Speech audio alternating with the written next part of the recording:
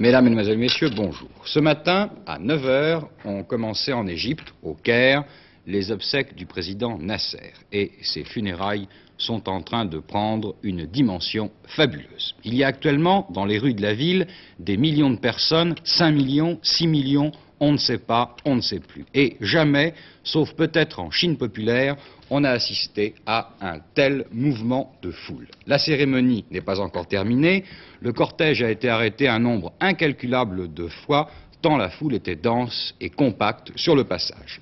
Il est difficile à l'heure actuelle d'avoir des témoignages en direct, en raison même de cette affluence extraordinaire. Néanmoins, voici les premières photos que l'on a pu recevoir en Europe de la cérémonie. Première photo et premier témoignage sonore recueilli sur place.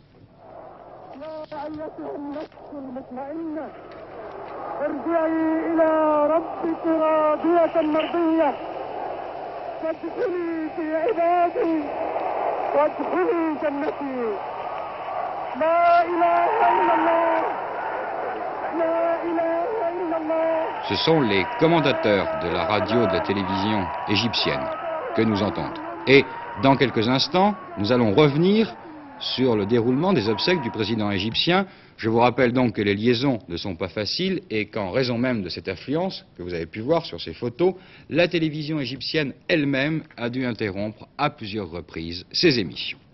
Mais nous allons quitter le Caire pour un temps et revenir à une autre information plus proche de nous et qui concerne une très grande partie d'entre vous.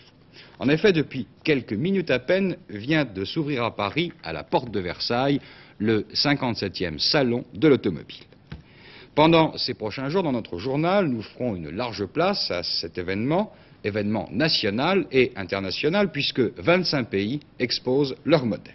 Mais pour l'instant, en avant-première en quelque sorte, quelques minutes seulement après le coup d'envoi de ce salon, qui s'est ouvert à 13 h précises, eh bien, nous retrouvons sur place, à la porte de Versailles, en direct, Michel Toulouse. Oui, RH, plus quelques minutes, et ils sont déjà des centaines à avoir pris possession des stands. Après une matinée de coups de chiffon et de flashs de photographes, c'est un salon qui s'ouvre avec davantage de sourires sur le visage des hôtesses et des vendeurs. La cause, le déblocage partiel du crédit auto. C'est certainement le plus important de tous les salons français, c'est la vitrine de luxe d'une industrie qui fait pour 25 milliards lourds de chiffre d'affaires dans l'année. Il y a quelques minutes, c'était le coup d'envoi, la première ruée des fanatiques qui attendaient l'ouverture des grilles. Vous les voyez agglutinés autour des nouveaux modèles, il y en a pratiquement sur tous les stands. Ce qui est important en effet cette année, c'est que tous les constructeurs se lancent dans une véritable course à la vente à l'échelon européen. Les 32% d'augmentation des ventes françaises à l'étranger en sont le parfait exemple. Des nouveautés que vont étudier dans le détail un bon million de visiteurs, ils étaient 940 000 l'an dernier. Des visiteurs, mais surtout beaucoup de gens comme vous et moi qui viennent pour rêver et oublier les embouteillages. Un rapide bloc-notes pratique, vous pouvez venir tous les jours de 10 h à 20 h, avec pour ceux qui préfèrent les soirées automobiles, des nocturnes jusqu'à 22 h les mercredis, vendredis et samedis. Et enfin, un dernier conseil en toute confiance, évitez de prendre votre voiture pour venir, prenez le métro. À vous, Jean-Pierre Lannes. Eh bien, merci Michel Toulouse. Et dès ce soir, à 19 h 45, d'autres informations sur ce 57e salon de l'automobile. Revenons au Caire maintenant. Et je pense qu'il est bon de séparer tout de suite les deux aspects de cet événement, avec d'une part l'extraordinaire participation du peuple égyptien et d'autre part la sorte de trêve politique qui vient de s'instaurer pour un temps autour d'un homme, autour de son catafalque. Ce matin, presque tous les protagonistes directs ou indirects de la crise du Proche-Orient se sont trouvés réunis, ont marqué une pause et marché côte à côte derrière la dépouille mortelle du président égyptien. Mais revenons au fait maintenant. Comment se sont déroulées ces obsèques? Comment se déroulent-elles à l'heure actuelle, Gérard Sebag? Eh bien, des centaines de milliers, des millions d'Égyptiens ont rendu ce matin un dernier hommage à leur président, le Raïs Gamal Abdel Nasser. Tout au long des 15 kilomètres que le cortège devait emprunter, le chemin de sa carrière politique d'ailleurs, des scènes absolument hallucinantes, de femmes pleurant, se griffant le visage, se frappant, d'enfants en bas âge, d'hommes se tordant de douleur et hurlant « Nasser, Nasser, tu es toujours vivant dans nos cœurs, il faut respecter la volonté d'Allah ». Ce matin, à 8 heures, c'est par hélicoptère que le cercueil du président égyptien a quitté le palais de Koubé, où il était exposé. Il a rejoint l'île de Guéziré, sur le Nil. De là, une partie du trajet était réservée à l'hommage que devaient rendre les personnalités politiques officielles du monde entier venues au Caire, 18 rois et chefs d'État, dont l'empereur Haïlé Sélassié d'Éthiopie, le roi Hussein, 8 chefs de gouvernement, dont M. Chaban Delmas, qui représente la France, et M. Kosygin, le président du Conseil soviétique. Tous les pays du monde sont représentés, sauf évidemment Israël.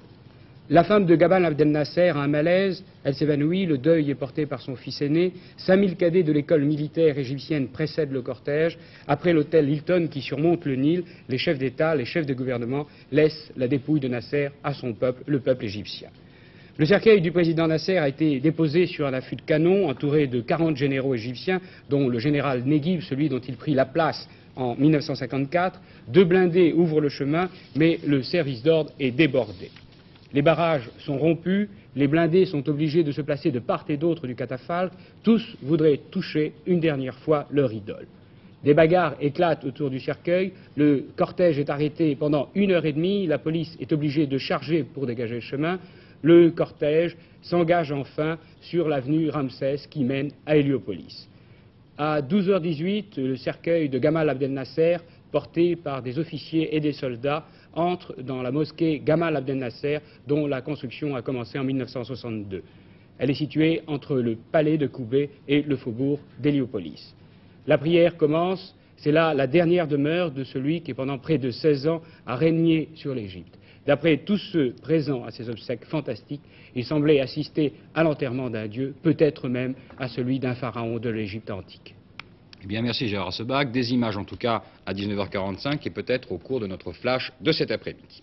En tout cas, il n'est peut-être pas ce matin indispensable d'évoquer à l'occasion de ces obsèques le fond du problème qui est celui de la succession.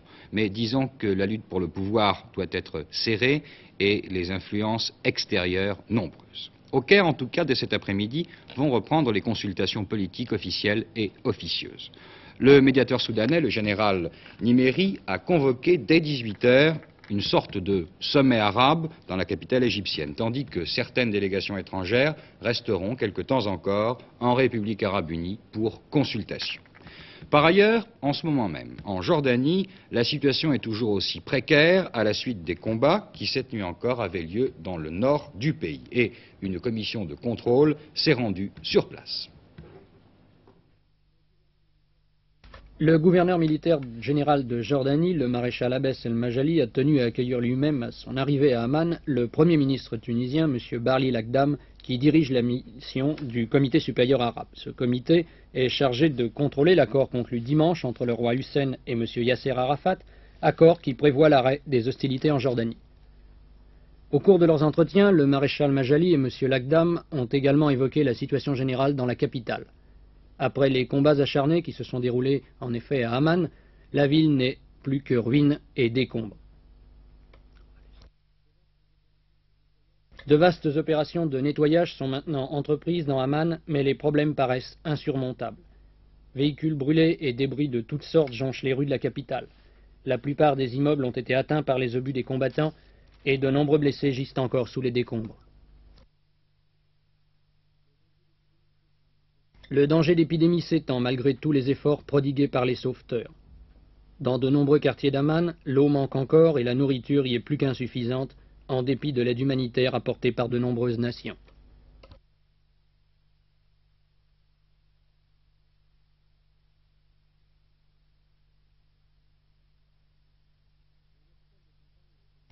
Un hôpital de campagne a été livré mercredi par les États-Unis qui apportent, grâce à leurs lourds avions de transport, une aide précieuse à la Croix-Rouge internationale et au Croissant-Rouge arabe. D'autres pays, dont la France et Israël notamment, contribuent à l'évacuation des nombreux blessés et poursuivent leur livraison du matériel médical indispensable aux sauveteurs. Un absent de marque aux funérailles du président Nasser, le chef d'État yougoslave, le maréchal Tito, ami intime précisément du président. En effet, le maréchal Tito reçoit depuis hier le président Nixon. Et ce matin, ont débuté des conversations officielles, mais dès hier soir, le chef d'État yougoslave, dans un discours, lançait un appel en quelque sorte à la paix devant son invité, le président Nixon. Le Boeing présidentiel Air Force One s'est posé hier après-midi sur l'aéroport de Belgrade, où le président et Madame Tito attendaient Richard Nixon. Un très nombreux service d'ordre veillait à ce que la cérémonie se déroule dans un ordre et une discipline de parade militaire. Après la poignée de main entre le maréchal Tito et le président Nixon, le chef de l'exécutif américain s'est fait rendre les honneurs par un détachement de la garde au son de la salve rituelle de 21 coups de canon. Puis le cortège se met en route pour Belgrade. 200 000 personnes sont descendues dans les rues applaudir les deux chefs d'État. Hier soir, le président Tito offrait un grand dîner de gala à l'issue duquel le président Nixon a déclaré que la Yougoslavie pouvait être l'ami des États-Unis sans avoir à être l'ennemi de personne. Le président Nixon a également invité le maréchal Tito à se rendre en visite officielle aux États-Unis. Ce matin, ouverture des entretiens officiels, le président Nixon va probablement reprendre les thèmes exposés hier soir: sécurité européenne, construction de l'Europe et relations Est-Ouest. Affaire française maintenant. Sur le plan politique, eh bien, il faut tout d'abord rappeler la décision prise hier par le Premier ministre, M. Jacques Chaban-Delmas, de faire le 15 octobre prochain une déclaration de politique générale devant l'Assemblée, suivie d'un vote. Et cette décision a reçu l'aval du président de la République. Syndicats et affaires sociales, rien ne va plus entre la direction de l'Opéra de Paris et le personnel. Hier soir, toutes négociations ont été rompues par l'administration. Affaire à suivre. Rencontre CGT-CNPF hier à Paris portant sur les salaires, les horaires, le droit syndical dans l'entreprise. On se reverra fin octobre. En Loire-Atlantique vient d'éclater une peu banale affaire d'escroquerie au placement. En effet, il s'agit tout bonnement, disons, d'un trafic sur la main-d'œuvre. Une offre alléchante était proposée aux travailleurs de Nantes pour occuper des emplois en Allemagne fédérale. Alors il y a eu de nombreux départs, en bonne et due forme, 3 convois pour être précis, mais sur place, les ouvriers bretons se sont très vite compris qu'ils avaient été trompés. Une enquête de François Cornet et Michel Polaco. Marché commun de l'emploi au trafic de travailleurs, les Bretons n'apprécient pas du tout que leur région soit considérée comme un réservoir de main-d'œuvre à bon marché. Le scandale a éclaté à Nantes où les ouvriers de la région recrutés par l'entreprise Interbo pour travailler en Allemagne viennent de dénoncer auprès de leur syndicat l'escroquerie au placement dont ils ont été victimes. C'est en juillet dernier dans cette ville de Nantes que tout a commencé, mettant à profit le traité de Rome qui pose le principe de la libre circulation des travailleurs. Interbo, une entreprise de bâtiments ayant des ramifications dans les pays du marché commun, est venue recruter dans les régions de l'Ouest des ouvriers qualifiés pour les envoyer en Allemagne. Cela s'est fait au grand jour par petites annonces dans la presse et par l'intermédiaire de l'Agence nationale de l'emploi. À leur premier retour en France, 55 ouvriers sur les 57 qui avaient accepté l'offre d'emploi décidèrent de ne pas repartir. Ils n'avaient pas été placés sur un chantier de la firme, ils étaient parfois payés par des chèques sans provision. En plus, ils durent parfois chercher leur usine pendant plus de 3 jours dans des villes comme Francfort. Alors c'est là qu'on a cherché comment c'est des noms à la gomme là-bas, comme qu'on n'est pas l'allemand. Alors on a trouvé M. Becker. Et puis c'est là comment c'est qu'il nous a dit, on va vous payer tout ce qu'il faut, comment c'est la nourriture, vous allez manger, et puis pot de balle et balai de crin. On a eu que dalle. Dormez, on a bien dormi bien sûr, des fourmis qui se baladaient dans les machins, pire que les camps de concentration, on a eu que dalle. Alors total, nous l'a revenu à Nantes avec que dalle, pas un pognon. Premièrement, nous n'avions pas de logement. Deuxièmement, les conditions de travail n'étaient pas du tout les mêmes qu'au départ, car nous devions travailler pour l'entreprise Interbo sur des chantiers en Allemagne, alors que nous étions prêtés à des firmes allemandes. Arrivé là-bas, on a été 3 jours et demi sans avoir de quoi se loger, et à force de palabrer, on a eu un logement, et ils nous ont pris pour travailler. Seulement pendant les conditions qui étaient requises sur les contrats de travail. Moi en qualité de chef d'équipe ferrailleur et mes 2 fils en qualité de ferrailleur hautement qualifiés, nous avons dû faire le balayeur, arracher des pointes, charger des camions, décharger des camions. Dans les locaux de la firme Interbo à Lille, on s'est refusé à toute explication sur cette affaire. À Nantes, l'Union départementale Force ouvrière a décidé de porter cette affaire devant les conseils de prud'homme. Elle s'en est prise également à l'Agence nationale de l'emploi de Nantes qui a servi d'intermédiaire. Sur quels critères se base-t-on dans ces agences afin de savoir si une entreprise est sérieuse ou pas? C'est la question que nous avons posée à M. Mazoyer, chef du centre régional de l'Agence nationale pour l'emploi de Nantes. Lorsque le siège de l'entreprise est hors de notre compétence géographique, nous nous adressons à ce moment-là à l'agence locale du lieu où est implantée l'entreprise. Et nous nous assurons que l'offre a été également déposée dans l'agence locale du lieu de rattachement. À ce moment-là, nous savons que l'agence locale du lieu de rattachement a fait la même opération et connaît l'entreprise. Mais dans le cas présent qui déclenche un petit scandale à Nantes? Eh bien, je peux vous affirmer que dans le cas présent que vous évoquez, le processus habituel a été suivi. Mais donc, il faut attendre maintenant différents jugements. Sport, bien sûr, le match Saint-Étienne-Cagliari et la victoire de Saint-Étienne, nous y reviendrons, mais je crois qu'il y avait d'autres matchs intéressants, précisément des équipes françaises en Europe. Oui, vous savez qu'il y a deux autres compétitions parallèles, la Coupe d'Europe, la Coupe des Coupes et la Coupe des Villes Européennes, qui est l'ancienne Coupe des Foires. Il y avait deux clubs français, justement, qui étaient engagés dans la Coupe des Coupes, en particulier Nantes, finaliste de la Coupe l'an dernier, et qui a été battu hier soir par Sturm Gotset par 3-2. Mais Nantes avait gagné à l'extérieur au match aller 5-0, donc Nantes est qualifié pour le prochain tour. Quant à Angoulême, eh bien, le club d'Angoulême a eu un peu moins de chance. Il a été battu par un club portugais, Guimarães, par 3-1. Et au match aller, c'est Angoulême qui avait été battu qui avait triomphé par 3-0. Angoulême menait hier 2-0. À un moment, ils ont eu l'impression qu'ils pouvaient peut-être se qualifier. Il fallait un petit but et ensuite on aurait joué ou les prolongations ou les pénaltys. Vous savez que c'est la règle. En tout cas, Angoulême est parti de cette Coupe des Villes européennes avec son honneur, je pense, puisqu'ils ont quand même démontré qu'ils avaient une place et un rôle à jouer dans ce tournoi. Vous parliez tout à l'heure de Saint-Étienne, c'est évidemment le grand match d'hier. Saint-Étienne a gagné 1-0, a été éliminé, c'est logique, après le match aller.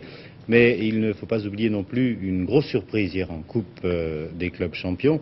C'est Feyenoord, le vainqueur de la Coupe d'Europe l'an dernier, le vainqueur aussi de la Coupe intercontinentale, qui a été battu et éliminé par un club de Bucarest, l'UT Arad. Le match aller avait donné un but partout et au match retour 0-0. Comme il y a avantage acquis au but marqué à l'extérieur, eh bien c'est le club Arad qui a été qualifié aux dépens de l'ancien champion Feyenoord. Legia de Varsovie, vous vous souvenez, l'an dernier Saint-Étienne avait été éliminé par Legia. Legia de Varsovie poursuit sa progression en Coupe d'Europe, ainsi que l'Atlético de Madrid, Ajax d'Amsterdam et le Standard de Liège. Mais revenons pour voir des images de ce but marqué hier par Jean-Michel Larquet à la 32e minute du match que posait Cagliari à Saint-Étienne.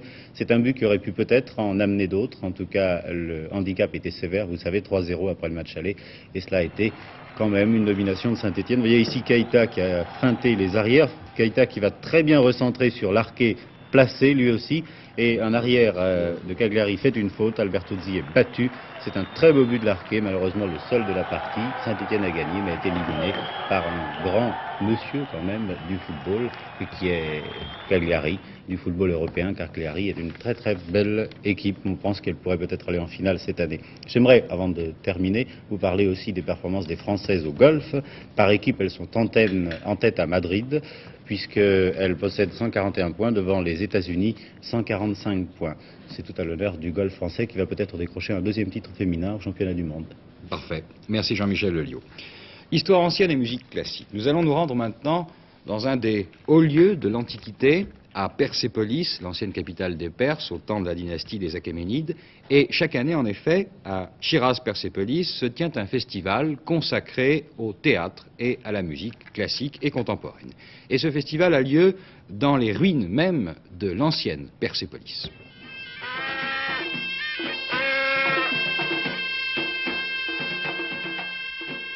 Des musiciens, des danseurs, des chanteurs, des comédiens venus des quatre coins du monde, tous les ans à Persépolis pendant une dizaine de jours.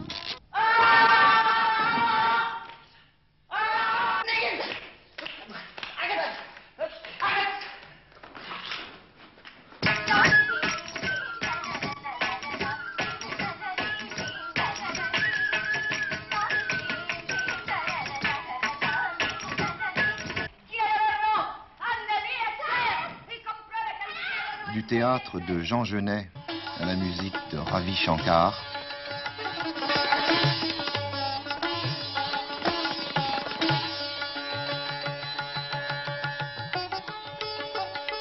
de Peter Brook à Stockhausen, les plus grands artistes de l'art traditionnel et contemporain.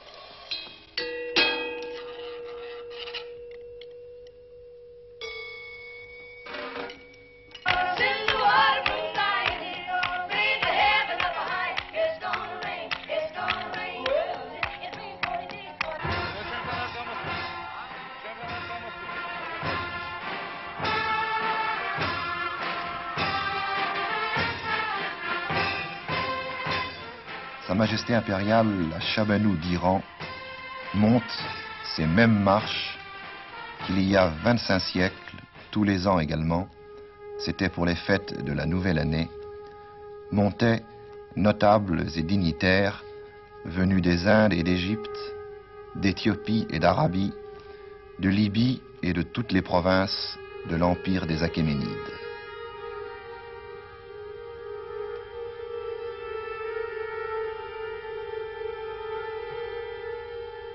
Ils apportaient en signe de fidélité des présents au grand roi Darius. Je suis Darius, le roi des rois, roi des terres innombrables, fils de...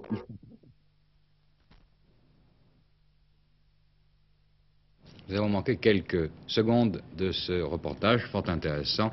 Un incident technique, veuillez nous en excuser bien sûr. Les livres maintenant, et pour ce jeudi après-midi, France Nespo a invité le directeur d'une collection de livres pour enfants, M. Maurice Fleurant, et titre général de cette collection, La découverte de la nature, France Nespo. Oui, c'est cela. C'est justement sous ce titre Découvrir et connaître. Là, nous présentons, moi j'ai un livre sur le plateau qui s'appelle La nature. Nous avons un autre livre en régie que Jean Cazenave pourra peut-être nous montrer, qui est justement la découverte des animaux. Et je crois qu'il était très intéressant de présenter ces livres pour les enfants et de demander à Monsieur Fleurant, qui préside donc aux destinées de cette collection, pourquoi justement, en grand titre, découvrir et connaître? Eh bien parce qu'il y a tellement de choses à découvrir et à connaître que nous avons choisi ces deux mots pour patronner notre collection. Nous pensons y examiner la nature, les sciences, etc. Alors, ce que je voudrais vous demander, Monsieur Fleurant, c'est pourquoi avoir choisi finalement le réel? Parce qu'on écrit pour les enfants de jolies histoires, il était une fois et puis Anini, c'est fini. Et pourquoi est-ce que vous avez choisi, vous, la nature? Eh bien, tout simplement parce que, comme je vous le disais, non seulement la nature, mais les machines et les sciences, mais parce que les enfants posent des questions et que le réel est encore plus passionnant que l'imaginaire. En vérité, le merveilleux est autour de nous, encore faut-il le découvrir. C'est ce que nous essayons de faire. Et bien sûr, les histoires de petits chats, de petits lapins, ça amuse encore les enfants qui ne sont pas encore scolarisés, qui ne savent pas lire. Mais immédiatement après, mettons-les en contact avec le réel et aidons-les à découvrir le réel, n'est-ce pas merveilleux? Justement, est-ce que vous pouvez nous dire à quelle tranche d'âge ces livres sont destinés d'après vous? Eh bien, de 8 à 13 ans, ils sont abondamment illustrés, de telle sorte que les enfants qui sont un peu paresseux peuvent y découvrir les images et poser aux adultes qui les entourent les questions qu'ils veulent poser, et que ceux qui savent lire et qui veulent lire, ils peuvent y trouver les réponses aux questions qu'ils se posent. Nous voulons que toutes les questions soient couvertes. Je vous remercie. Je crois donc que cette collection sera très utile pour venir au secours des parents comme des enfants. Et je rappelle qu'elle est éditée chez Hachette, sous la direction de Maurice Fleurant. Merci. Eh bien, découverte de la nature ou des animaux, découverte maintenant des mystères boursiers, enfin du moins notre chronique habituelle. Nous retrouvons à la Bourse de Paris Gérard Vidalanche. L'événement d'aujourd'hui, c'est la baisse des valeurs étrangères à la Bourse de Paris, baisse des valeurs allemandes, baisse des valeurs américaines. Ce repli a entraîné un fléchissement de ce que l'on appelle ici, dans le jargon des boursiers, la devise titre. Je m'explique, quand on achète des valeurs américaines, il faut bien sûr avoir des dollars, et comme il y a un stock de valeurs américaines qui est réduit, stock de valeurs qui sont cotées à la Bourse de Paris, eh bien cela fait monter les cours de Paris par rapport à New York. Et c'est ce qui fait que, par exemple, le dollar actuellement, dont la parité officielle est de 5 francs 55, eh bien valait 6 francs tout récemment à Paris par l'intermédiaire de l'achat de ces valeurs américaines. Or, ce dollar, ce qu'on appelle le dollar titre, le dollar financier si vous voulez, eh bien ce dollar financier a baissé et actuellement il est tombé au-dessous de 5,85, ce qui montre donc que l'écart entre la parité officielle et ce dollar financier est donc beaucoup plus faible. Alors on se demande si le mouvement ne va pas s'accentuer, alors ce serait un succès pour le gouvernement puisqu'il n'y aurait pas, si vous voulez, d'écart entre la parité officielle et le prix des valeurs étrangères sur les marchés financiers. En tous les cas, c'est un problème à suivre et je pense qu'il y aura des évolutions dans les séances suivantes. Autre événement, les résultats du nickel qui sont très brillants, on s'y attendait car il y a une hausse du métal du nickel. plusieurs hausses pour mettre les prix français à la parité internationale. Quoi qu'il en soit, la société déclare un bénéfice net de 36 millions contre 20 millions pour le premier semestre 69. Et Pénaroya, sa filiale, également, a obtenu d'excellents résultats dans l'industrie du cuivre et du plomb. Roussel-Uclaf se distingue aujourd'hui 434 contre 426. Il y a des pourparlers actuellement entre Roussel-Uclaf et les parfums Rochas. Roussel-Uclaf prendrait le contrôle de cette grande maison de parfumerie. Vous voyez que le nickel donc a monté. Pénaroya, en revanche, n'a pas salué les résultats qui viennent d'être publiés, perd aujourd'hui 50 centimes. Du côté des étrangères, eh bien, c'est l'effritement puisque Charter perd 50 centimes. À remarquer tout de même la bonne tenue de Mokta qui s'adjuge aujourd'hui 2,80 francs de mieux. Ici, c'est le cours de la financière Union européenne, je crois, qu'il faut remarquer, qui est encore en gain de 2 francs. La société, je vous l'ai dit, a annoncé de très bons résultats et surtout a annoncé une distribution d'actions gratuites une pour une, ce qui a enflammé le marché du titre qui a progressé de plus de 10% depuis le début de l'année. Les grandes émissions d'actions se poursuivent sur le marché. Les machines bulles demandent à leurs actionnaires, alors 40 000 actionnaires, 87 millions d'argent pour financer les participations de Bull dans Honeywell Bull.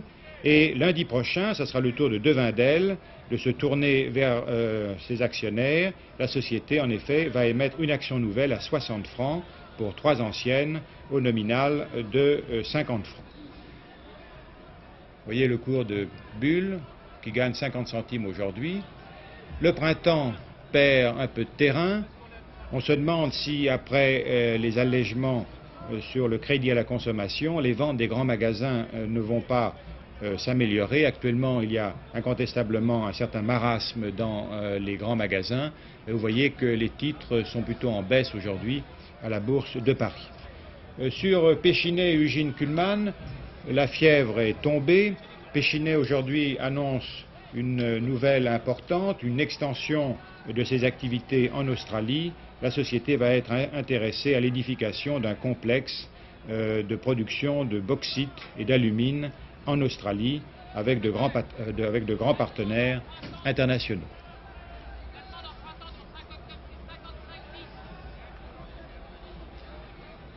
Hachette, 1 franc de moins. Sur le marché de l'or, le lingot aujourd'hui gagne 10 francs alors que le Napoléon perd 10 centimes à 57 francs 50.